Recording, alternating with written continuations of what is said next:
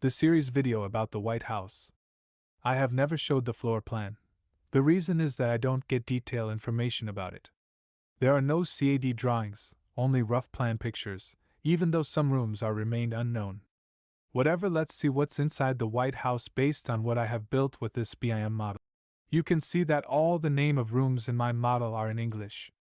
That's because when modeling, the pictures which I get information from only had English on it, and when entered the room name, you can place the room already.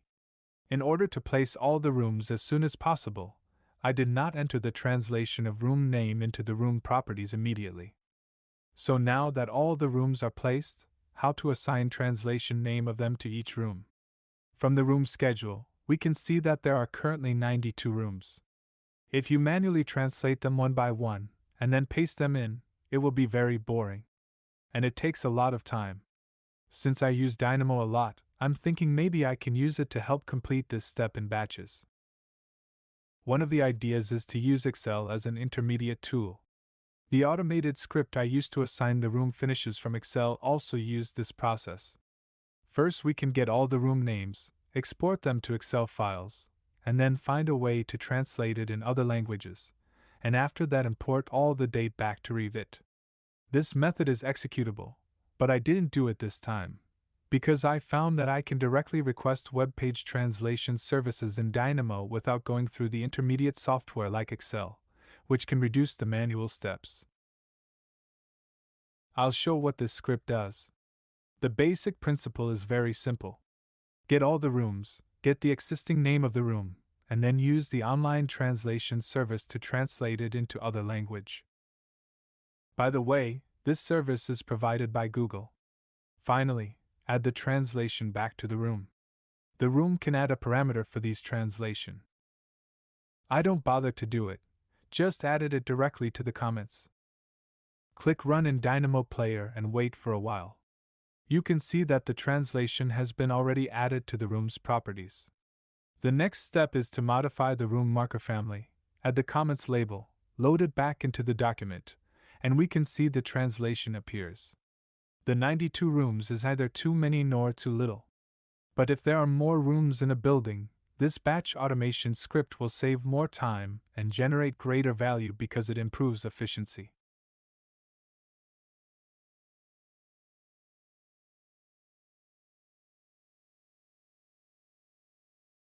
With the translation has already been placed, let's take a brief look at the floor plan of the White House.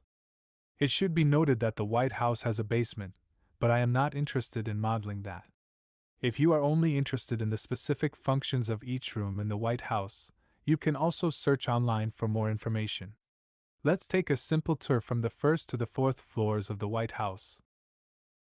On the first floor of the White House, the general functional division is divided into 3 parts. The functional rooms on the north side and the functional rooms on the south side are connected through a passage called the Central Hall. The entrance is the room where the president meets ambassadors, I guess. The map room on the left is the room for discussion, which literally means it. I don't know if there is still a map in it. Then there are some infirmaries that ensure the president's health. On the far left is the housekeeper room. There is a china room on the right. It's an exhibition room for storing porcelain. There is a kitchen room in the upper left corner. I don't know if it uses gas or electricity. There is a secret service room in the middle of the north side, which is the president's personal bodyguard team. There is also a library on the right. I don't know if the books in it will be changed if the president changes. Then there is the part below the ground on the north side. To my surprise, there is a bowling room, a flower shop, and a chocolate shop. Since it is an official residence, I don't quite understand. Do the presidents still have to pay for the chocolate or flowers here? Next, let's look at the second floor. It's relatively simple. There are 3 rooms named after colors, which are decorated as their names as I heard. There are 2 rooms for eating, and a larger room called the East Room. I don't know the specific function of it. Back to the outside of the house, this floor is actually connected to the ground on the north side, so there is also an entrance hall. Then there is the third floor, which is a floor mainly used for the president's living and resting. There are many bedrooms, as well as the president's private kitchen and dining room. The First Lady also has her own room, and there is also a permanently named Lincoln bedroom. I don't know if Lincoln actually slept in here. Finally, there is the top floor, which has two kinds of rooms. One kind is the bedroom of the president's children, and the other is for the offices of some White House staff. The children's room is mainly located on the right, and the staff's room is on the left. There is also a game room in it. I didn't know whether there is a game console in this room or not. If there is it a PlayStation or an Xbox, or a high-performance computer with a high-end gaming graphics card? There is also a music room and gym. They are on the far right, by the way. That's all for the tour of the White House floor plan. Generally speaking, it is similar to an ordinary residence. It also has bedrooms, toilets, kitchens, dining rooms, places for meeting guests, and some auxiliary rooms for offices, gyms, and even playing games. As a matter of fact, the famous Oval Office, where the president works, is not in this house. It is in the West Wing located on the left side to this building. Finally, I want to show a new function called Tracer to you, which is to show the Revit 3D model in the software called PowerBI. I have showed it in my previous videos before, but this time it is slightly different, because the 3D model can also be displayed in PowerBI. Maybe you have seen it elsewhere. It should be noted that this function is not free and it's a plugin comes from a company called Proving Ground. If you have used the very powerful Lunchbox Node package, whether it is Grasshopper in Rhino or Dynamo in Revit, you surely know its name. I have only installed the trial version. The developers spent a lot of time developing it. If it is really useful for you, you can purchase it. First of all, after the installation is completed, we can find the Proving Ground toolbar in the Revit tool panel. Click Tracer. Mine also display a trial here because my version is still a trial version. Click Select None. I mainly want the room this time. I entered the room in the filter column. Then you can click Export to export. You can export any elements when you try this. Back to Power BI, we click Create New File, enter ODBC in the Get Data column. ODBC is the abbreviation of Open Database Connectivity. Select SQLite 3 data source as the data source, click Advanced Options, enter database equals, and then paste the location of the database file we just exported here. To get the location of the file, you can first open the folder where the database file is, press the Shift key and right-click the file, select Copy File Address, then paste it to the Power BI dialog box. Remember to delete the quotation marks. A dialog box pops up, asking me to fill in the username and password to access the database. We can click Default to skip this step.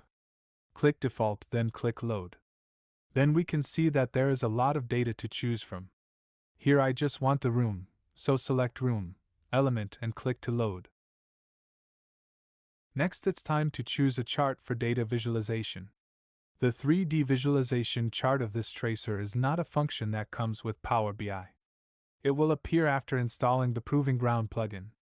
We click More Symbols in the Visualization function panel and choose to import visual objects from a file.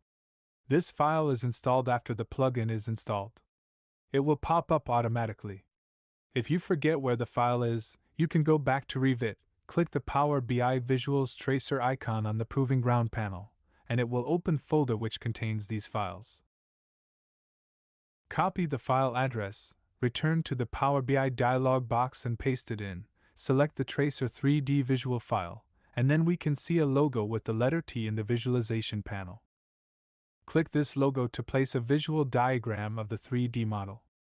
Then in the data column, we can find element.mesh, drag it to geometry or ID, and you can see the model information of the room.